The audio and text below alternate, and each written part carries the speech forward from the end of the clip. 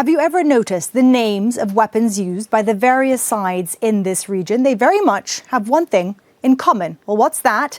Let's take a look at what's in a name and the symbolism behind it. Let's start with Iran, and the name of their Sigil surface-to-surface missile is inspired by the Quranic word meaning baked clay, and that refers back to a verse where God sent birds who pelted an advancing army with Sigil stones. Next is the Zagar, a short-range ballistic missile, and that's named after an ancient, mystical and powerful sword. Let's move on to Hezbollah. Now, this missile is named after the Battle of Khaybar that took place in the 7th century between Muslims and Jews, and the Muslims won. Then we have the Zelzal rocket, which means earthquake, also named after a chapter in the Quran. Briefly, let's move on to Hamas, taking a look at their Yasin rocket-propelled grenade. This is also the name of a chapter in the Quran. Let's move on to Yemen and the Iran-backed Houthis.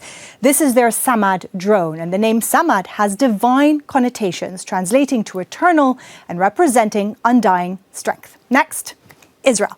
Their Jericho ballistic missile, named after the first city conquered by the Israelites from the Philistines around 1400 BC, and that story is recounted in the Bible.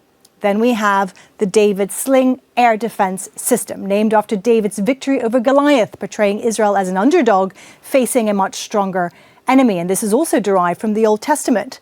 And Israel's Merkava tank, which translates to the throne or chariot of God. So all sides are naming their weapons with religious symbolism. What's in a name? It seems quite a lot. Make sure to subscribe to our channel to get the latest news from Al Jazeera.